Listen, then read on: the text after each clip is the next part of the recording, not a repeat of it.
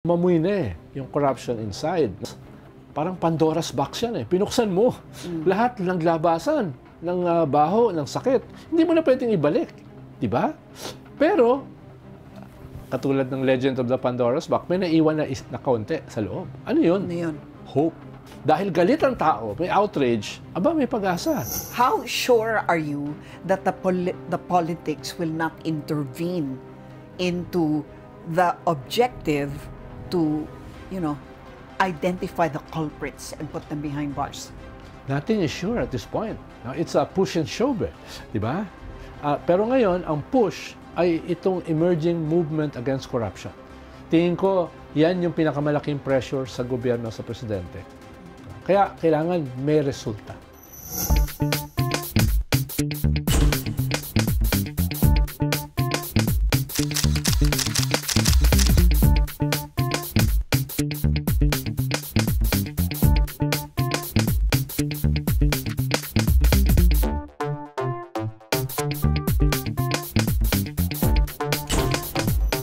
Welcome to Usapang Real with Luchi.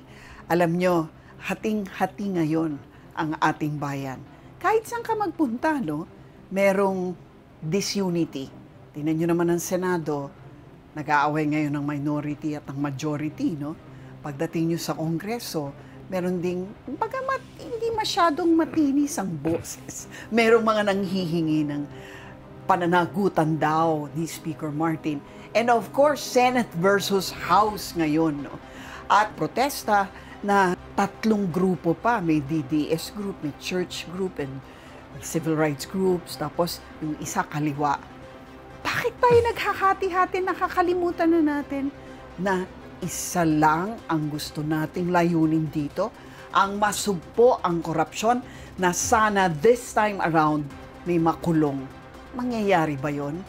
Ay nako, who better to talk about it with than political advisor. History talaga to.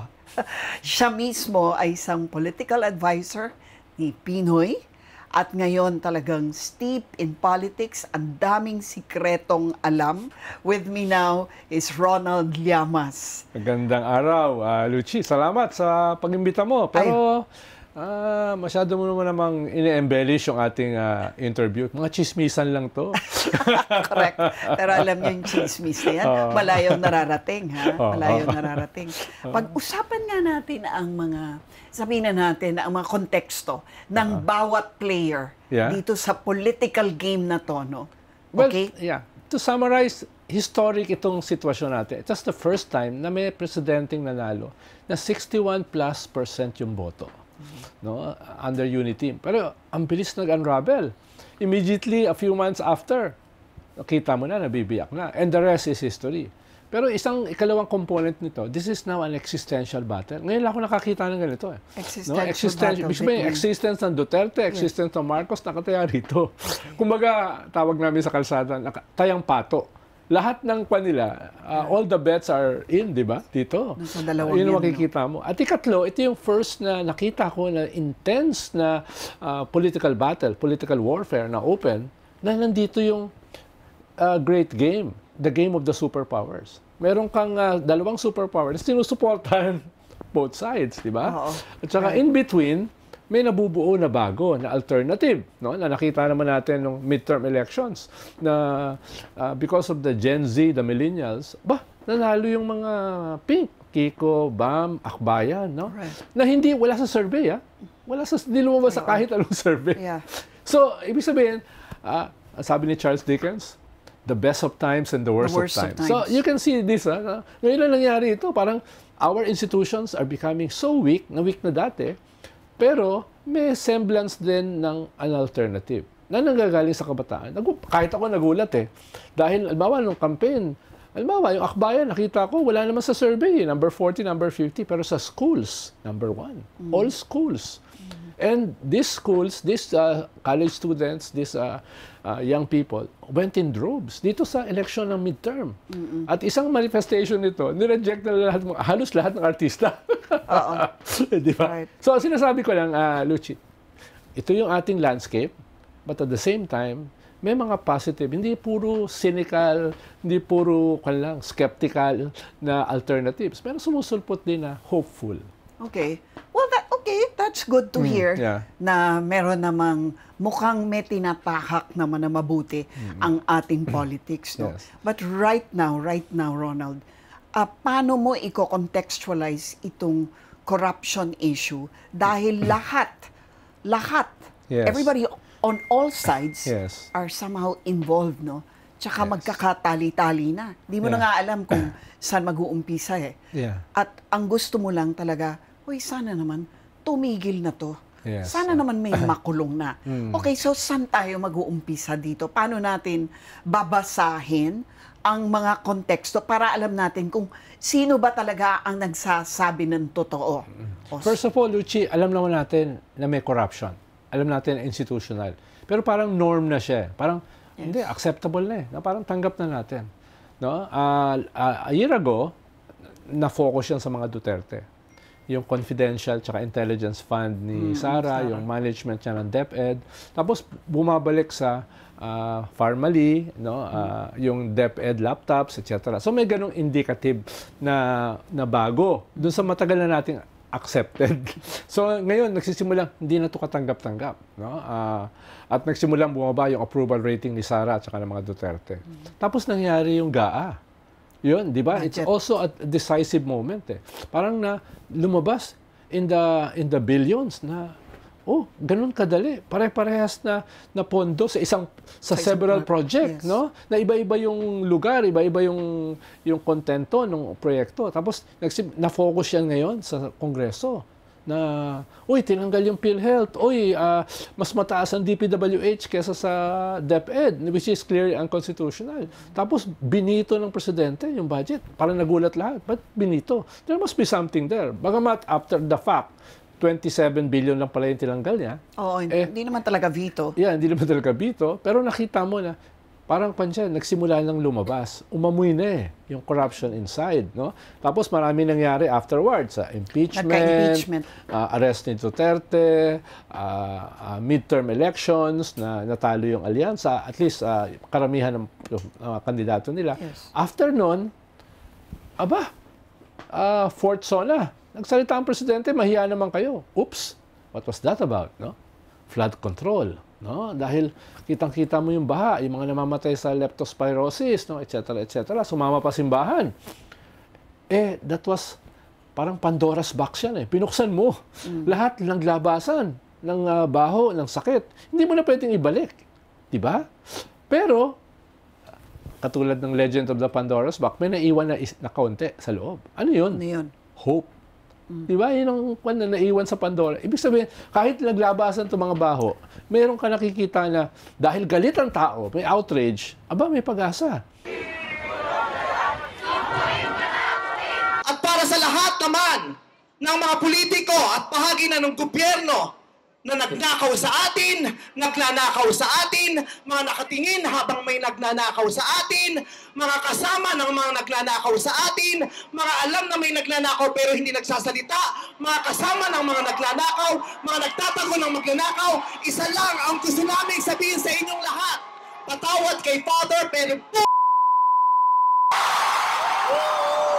no? So tingin mo may hope?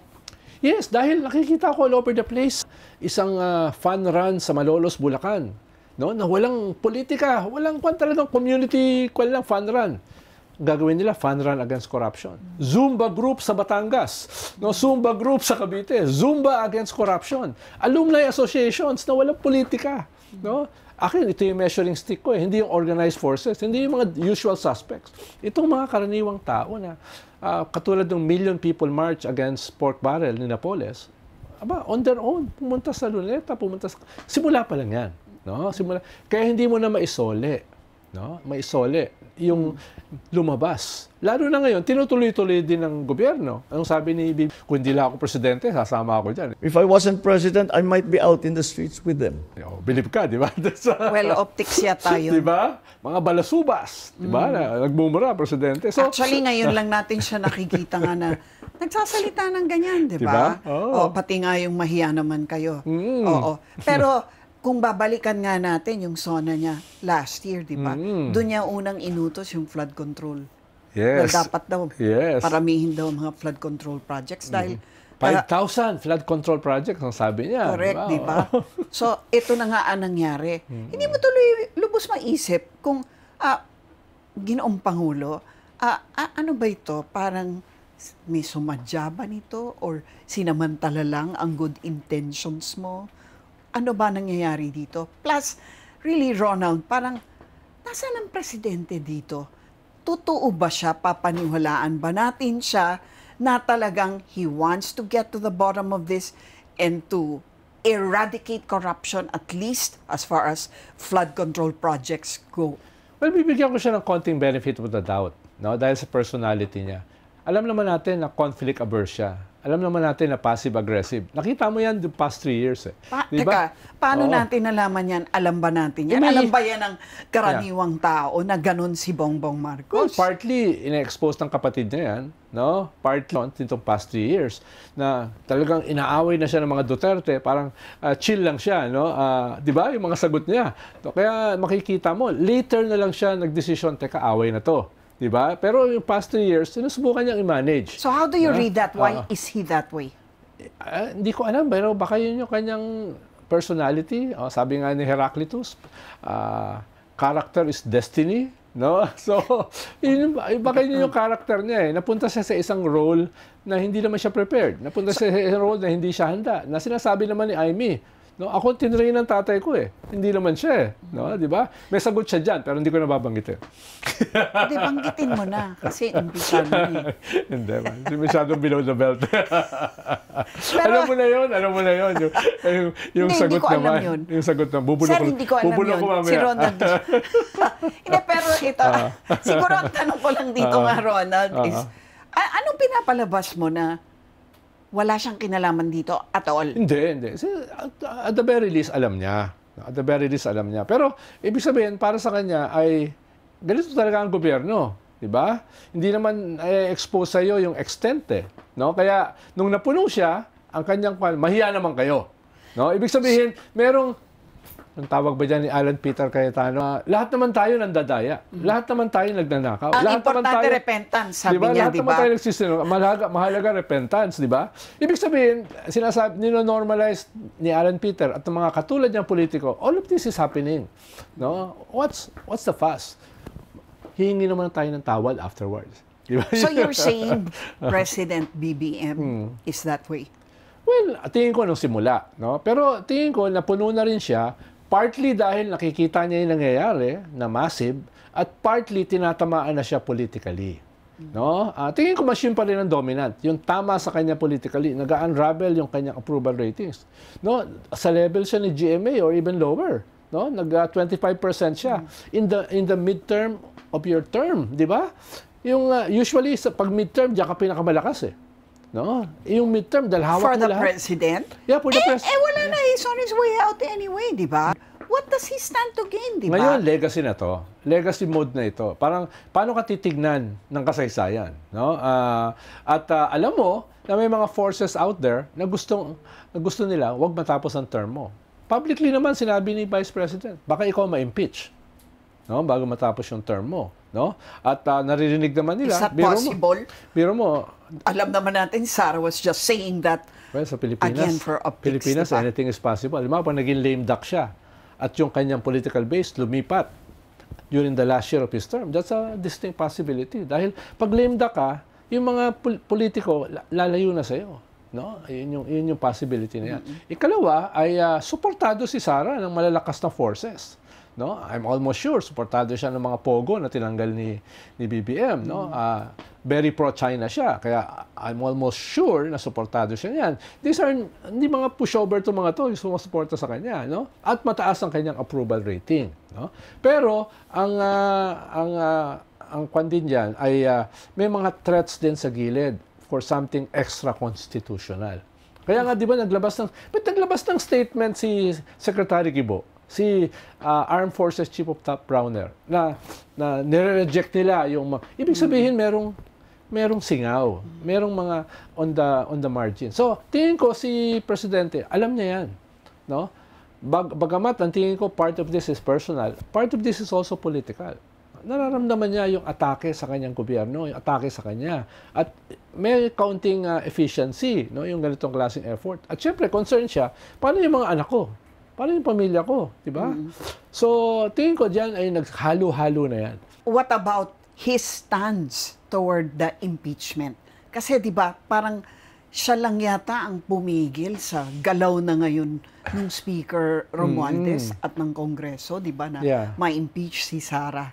At marami nagsabi na kaya daw yung Senado bumoto against, in a way, against hearing the case or calling themselves into a court ay dahil panawagan daw yun ni Presidente Bongbong. Again, Do you think there's basis for that? Again, babalik tayo sa personality niya. Di ba? Yung, wala naman siyang clear ideological or political framework. No? Kaya, kanya push and shove. Anong sabi natin? Last song syndrome. Kung sino yung huli niya nakausap, nakumbinsi siya, yun ang kwan. Huwag mong kakalimutan, last minute siya nagbigay ng blessing sa impeachment. Pero that was very decisive. 216 pumirma. Not just 215, no? Ibig sabihin, talagang kwan yan, may blessing. Hindi mangyayari yan nang walang blessing ng Malacanang. Pero afterwards, nag-hesitate siya eh. Hindi overt yung support niya eh. Hindi. Hindi naman niya sinasabi, di ba? Well, may separation of powers eh. Hindi naman pwedeng public. That's true. Diba? Pero malalaman mo sa mga statements, di ba? Of course. Pero sa kanya, talagang, in fact, meron siyang statement na I'm against it eh. Yes. Di ba? Pero yung anak niya, unang pumirma. At very compelling yung dahilan. Anong basa mo ron? Ba't nila ginawa yun? Naniniguro? Well, tingin ko, last minute, nakumbinsi siya na this is the thing to do. No? Na, hindi nung simula. Naglabas siya ng against impeachment siya was November last year, di ba? Naglabas siya uli early 2025, right. No? Pero February, hindi mangyayari yung 260 without the blessing, no? Kasi niya, nag-lead ng impeachment, anak niya, unang pumirma, at nagsalita pa na, hindi, papalibing yung lola ko eh. Yung lolo ko eh, nitong vice president. Okay. So may ganun na. So how do you know that he's not just playing both sides? Anak, ikaw, sumuporta ka dyan. Ako dito, kunyari, against ako. Well, tingin ko baka may nag-advise sa kanya ng public messaging. Ang public messaging natin, yung presidente, hindi hinahabol na ma-impeach yung kanyang vice. At yung presidente, hindi pine-pressure yung Congress to do his bidding. Tingin ko yun yung public projection niya. Right. No? Pero, ito yung nangyari. Hindi mo siya pwedeng hiwalay doon. No? Pero sinasabi ko nga, that's his personality. Hindi siya ganun sabihin ko sana, politically savvy, no? Nasabi mo na. Ideological mooring, no? Yung mga ganun na, hindi siya ganun eh, no? So, in a way, para siyang populist eh. Tinitignan niya kung ano yung, itong anti-corruption is a populist move. Tingin niya, ito yung gusto ng tao. No? Kaya, nung nangyari yung impeachment paakyat sa Senate, tingin ko doon may hesitancy siya, very tentative siya. Na tutuloy ko ba ito? I won't be surprised na may nag-advise sa kanya na, bumaba ang ratings natin because of the impeachment, because of the arrest ni Digong, no? Kaya tinamaan tayo sa midterm. Tingin ko may ganun, 1, 2, 3, 4, so dapat, huwag ka na makialam dyan. Tingin ko may nagsabi sa kanya noon. Pero from my vantage point, tingin ko ang problema ay hindi yung nangyari. Ang problema yung communications. No? Na hindi nila na-weaponize yung mga issues against their mortal enemy, the Duterte. No? Crimes against humanity, yung corruption, West Philippine Sea, hindi nila na-weaponize. Ang nakapag-weaponize, yung mga Duterte. No, laban sa naging biktima pa ng human rights si Digong. Imagine mo 'yun. That's communication battle eh. No, the very fact na nagpalit ka ng 5 times ng communication head mo, may problema. Di ba?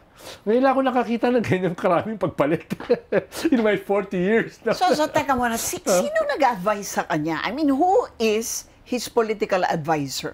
At this point, wala. Dahil yung political affairs na kasama sa kanyang trabaho ay bakante. Ikalawa, alimbawa, sa mga previous government, pero kang political party na fulcrum eh. Alam mo, noong panahon namin, that's a Liberal Party. Ngayon, hindi mo alam eh. Yes. Meron kang partido federal, pero ang sabi ng iba, tunay Wala bang naman. partido yan? Oo. Nandyan yung Lakas, nandyan yung Nationalista, nandyan yung NUP, nandyan yung NPC, etc. So, hindi mo alam sino yung fulcrum. Usually, the fulcrum helps the president decide. No? Or the political advisor, or a group of cabinet ministers at saka political party leaders, yun ang nag-a-advise. Hindi ko nakikita at this point yan. Posibleng meron. Posibleng meron. Pero, Sabi nila, si First Lady daw, is there basis for that? well, kung meron kang vacuum sa political center, siyempre, yung pinakamalapit sa presidente, ang nag-feel ng vacuum. No? In this case, the First Lady. Well, it makes sense because she was also the unnamed campaign manager. Yes. No? Kaya nga, again, kung may political vacuum, paano matagal na wala ang Marcoses 40 years. So yung mga dati na nilang mga tao ng tatay niya, either dead or past 100 years old na, katulad ni Enrile. So wala. Yeah. So yung habol mo, political loyalty as well as political skills. Sino yan? No? After 40 years in the wilderness. Sino yan? Kaya maunawaan ko rin bakit hesitant sila na punuan yung political affairs. Dahil yung political affairs dapat loyal sa presidente. Totally. No? Dapat yung political party loyal sa presidente. Totally. No? Binuo, saan ka tumakbo? Partido Federal. Kailan nabuo yun? No? Bago ka tumakbo. So, it's not a real established political party with a clear political project and a clear political ideology. So, parang convenience lang yun. Wala siyang matakbuhan. Wala siyang ma-register na partido. So, he's now paying for that weakness. No? Dahil wala Okay, sabi mo wala siyang makita. Yung kapatid niya si Amy Marcos, di ba? Napaka-politically savvy nun, if that's the word you wanna use. But that's so much under the bridge. First What SONA is- pa lang niya, nag-press con si Amy to tell him ano yung dapat niyang sabihin sa SONA niya. Tama na yung mga motherhood statements at ang walang katapusang mga datos na hindi naman nararamdaman sa ibaba. Gawa na lang tayo ng to-do list, ng lista ng gagawin sa mga susunod na taon. No? Wala siyang sinabi kahit ano. Kaya na lang, Bakit? Bakit niya nire-reject nga? well, could be historical. Na hindi sila ganun ka-close. No? Could be yung previous campaign niya for Vice President. Naasar siya. Dahil si Amy ang campaign manager noon. Natalo siya. So, Hindi. Nilapitan pa nilang magkapatid si Sara Duterte. Di ba? Yun nga yung history nun. Gusto In niyang hopes maging na vice. siya yung magva-vice. Oo. So, Amy had his back. So, what happened when he became president? well, ang tingin ko dyan very personal. Tingin ko may dynamics siya sa presidente, sa kanyang kapatid, pero mas may dynamics siya sa asawa.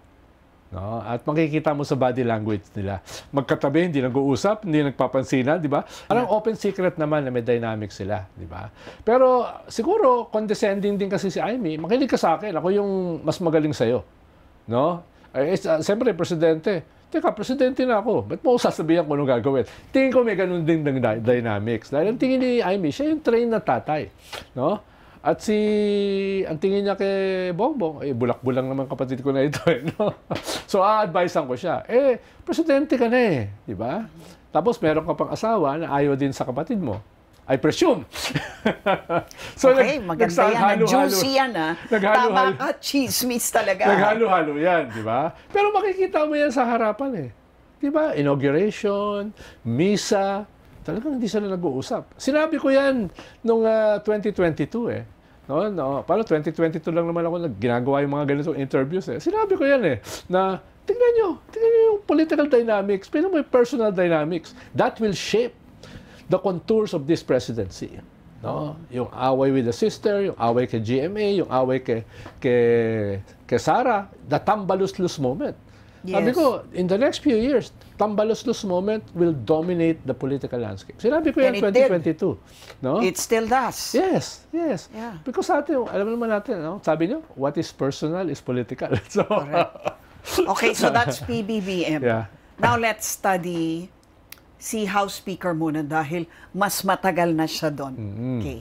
Ano naman, itong si House Speaker Martin Romualdez, tahimik niya ngayon.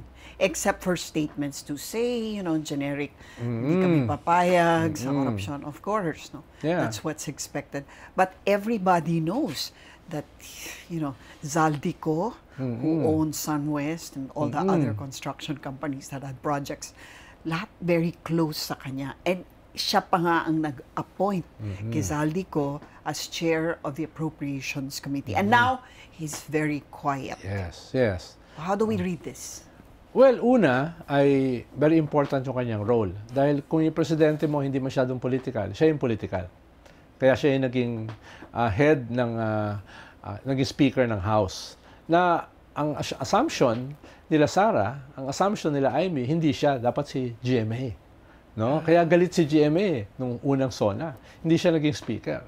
So makikita mo yung relasyon sa Uniteam, nagsimula rin dyan sa kanyang violation ng treaty. pero sinasabi ko nga, kung wala nang masyadong political, walang political strategies advisor, tapos walang real political party, the pinsan, the speakers, si Martin, siya yung nagpuno ng vacuum na yun nung simula. Nung simula, no? Ngayon, tingin ko, ang tingin ng Malacanang sa kanya is a political baggage. No? Dahil nga dito sa mga lumalabas ng mga expose. Ano ibig sabihin nun? Anong ibig sabihin ng political baggage, nakakatulong siya para bumaba ang presidente, ang approval ratings. No? So, liability. Dahil sa mga expose, liability. No? Yun nangyayari. Pero ngayon lang din lumalabas. Dati kasi ang bad cop lagi, Congress eh. Ito yung may gawa nitong GAA, may gawa nitong insertions, may gawa nitong flood control. Pero ngayon lumalabas, BICAM eh. Ang ibig sabihin ng BICAM, dalawa. Yes. So ngayon lang, very late, lumalabas ngayon yung role ng Senate. Na meron dito. din palang bago. Oo.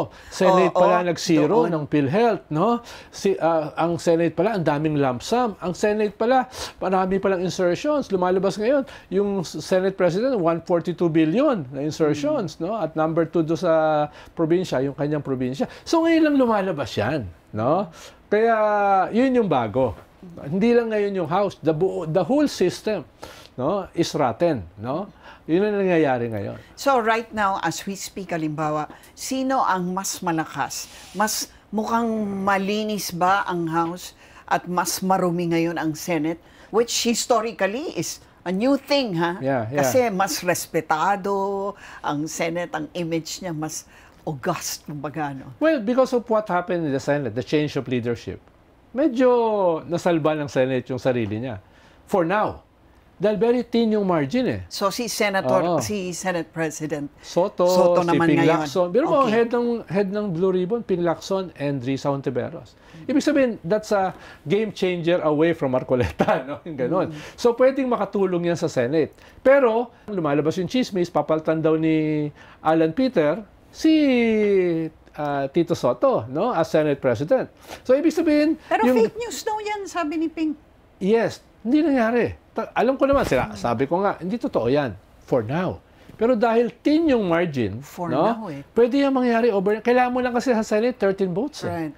Di ba? Yung 15 nila, may 2 bilyar na last minute na sumama. Meron kang Pia Cayetano na ang tingin ng iba, Trojan horse. No? So, doon sa 15, 13 doon ay hindi mo sigurado, no? Si Mig Subiri at si Loren anti-impeachment, no? So, anything can happen kung hindi ma-manage, hindi mabalanse ng trio ni Soto, Ping at saka Risa yung ganyang klaseng differences, no? So, yes, gusto nila i-reform yung Senate, but their margin is not that safe. No? Kaya lumalabas yung ganitong chismis. No?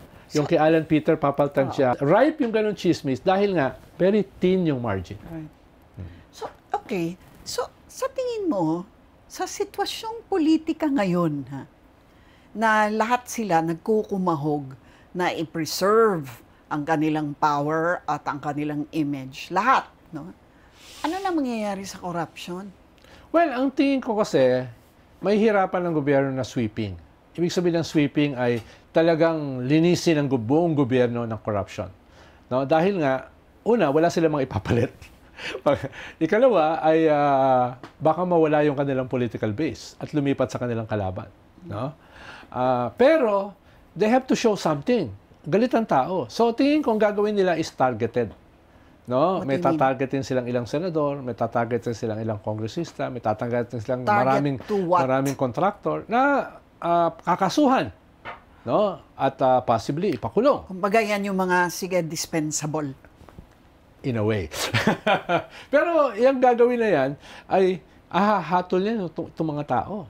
The recommendation of the NBI for prosecution, and probably this is what AMLAC followed, for Mr. Alcantara, Senator Joel Villanueva, Senator Jinggoy Ejercito Estrada, Congressman Ko, Elizalde Ko, former Undersecretary Roberto Bernardo, and former Congresswoman Mitch Cahayon. What specific crime? Violation of Section 3, Republic Act 3019, Article 211 of the Revised Penal Code, indirect bribery, and Article 217 of the Revised Penal Code, malversation of public funds. Itong mga nagsisimulang magising, nagsisimulang magalit, itong mga kabataan na lumalabas ng klase, no? Hindi lang sa UP yun, ha? May nakita ako sa Cagayan de Oro, may nakita ako sa Cebu, no? So, these are the seeds of possibly a new movement and possibly a new political project going into 2028 na ang pagpipilian, hindi lang yung sinasabi ni Harry Roque na puwersa ng kadiliman at puwersa ng kasamaan. No? Pwedeng ito yung seed na yun eh. No? At ngayon, unlike in the past, parang nag-i-scale up yung role ng simbahan. These are no mere priests. These are bishops. These are cardinals. No? Well, it's like 1986 all over again. Posible. Without a cardinal sin. Si cardinal is very politically sophisticated. Di ba? So, pero Yun ang may sabi. Nakikita mo na may ganung sumusulpot ngayon. Hindi ko sinasabi na nag-mature na yan. Hindi ko sinasabi na malaki na yan. Hindi ko sinasabi na united na yan. Pero it's going there.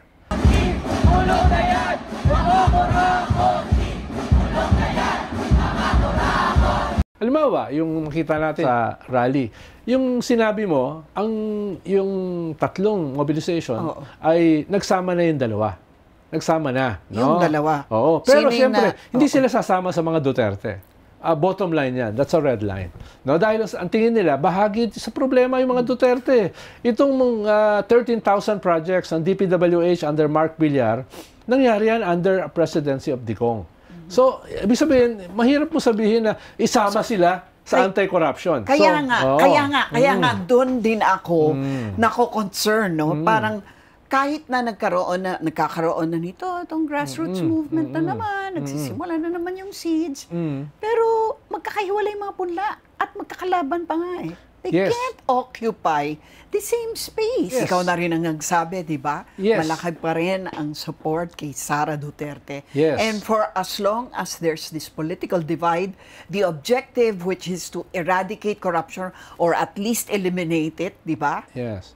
Is going to be set aside again. Yes, pero ang target mo are their base, not their leaders. No, sa mga Duterte. No? Halimbawa, last week, nag-rally sila sa EDSA. Ilan sila? 40. Sila Caseli. Sila yung nagsabi ng withdrawal of support ng military. Na nag-react si Secretary Gibo. Ano ibig sabihin doon? So, what's that? What is that, a base? No, maliit lang eh. Maliit lang sila. Kung wala kasi Iglesia ni Cristo, maliit lang sila eh. Di ba? Kahit last year rally sila ng rally, may sug. Tiniklop na nga eh. Because they weren't able to gather support. Even KOJC kinapos eh. So, ang nakatulong sa kanila is Iglesia ni Cristo. No? Ay tahimik ngayon ang Iglesia. No? Wala kang marinig sa kanila, di ba, at this point. No? So, anong plano nila? I'm not sure. how sure are you that the politics will not intervene into the objective to, identify the culprits and put them behind bars? Nothing is sure at this point. No, it's a push and shove, di ba? Pero ngayon, ang push ay itong emerging movement against corruption. Tingin ko, yan yung pinakamalaking pressure sa gobyerno, sa presidente. No? At they have to show results. Up and running sila. Hindi yan pwedeng slow burn. Na press statement ka na ng press statement.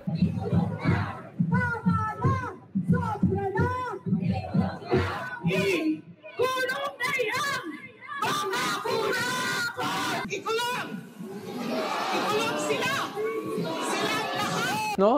Hindi lang pwede tanggal ka ng tanggal ng tao sa gobyerno. Kakasuhan mo dapat yan. No? At yun yung sinisimulang gawin ni Vince Dizon. Hindi ko lang alam kung paano yan mag-scale up. Tingin ko itong ICI will complement that. Pero yung ICI magiging vanguard nito. At magko-complement yan yung Blue Ribbon ng Senate na led now by Ping Lacson at saka Risa Hontiveros. Tingin ko magko-complement yung mga yan. Hindi yan no? mag-aaway-aaway, hindi yan Well, magkukontra-kontra. pwedeng may dynamics dahil nga, alam mo naman sa Pilipinas, no? May mga personality as well as political Politics differences. again. Pero Yeah. at this point, para magko-complement eh. Ang gusto nila Ping Lacson, wag lang dito sa corruption sa gobyerno, kundi yung previous government. Na tingin nila, pinipigilan 10 ni years, Marcoleta before. No? So, tingin ko magja-jibe yan dito sa ICI. No? Ngayon kasi parang ang bumbero si Vince lang eh.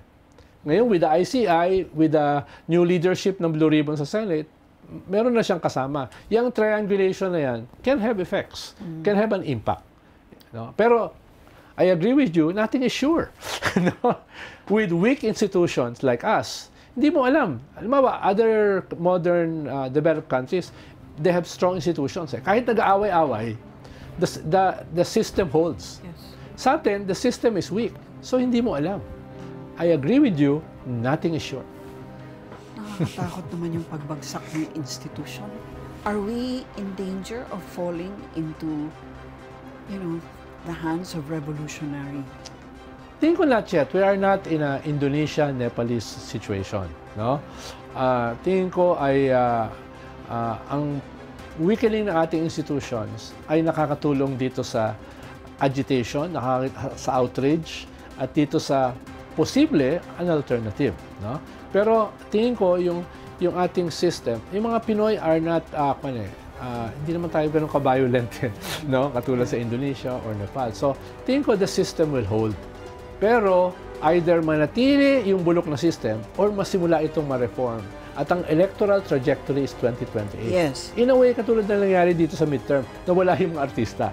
Sana sa 2028, itong outrage na ito, dramatically mabawasan ng corrupt at ang mga dynasties. Tingin ko yun ang political target So na yun. between now and 2028, We have less than 3 yun years. lang ang medyo possible or feasible. Yeah, rather than throw the baby with the bathwater.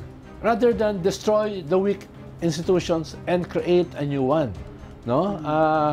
Lalo na kung ang magkakreate nun are faceless. Hindi mo kilala at may dalang armas. No? So, I think even the church and the civil society and reform-oriented elements within the system ay mag-agree na preserve the constitutional order pero baguhin ang political component ng ganyang klaseng system. But that will only happen if people see justice Yes. dealt Yes. in regard to this corruption. Yes. Dahil kung hindi mangyayari yan, sabihin ng tao, wala nang pag-asa itong sistema. Suportahan na natin itong gustong itaob ang sistema. Kaya tama ka ron, Luchi. Kung walang lalabas dito, walang makukulong, walang makakasuhan, yung frustration ng mga tao, instead na papunta sa isang electoral project sa 2028, may be seduced by those who want to destroy the system. Kaya kailangan may resulta. Thank you for watching. If you like what you just saw, please like and subscribe.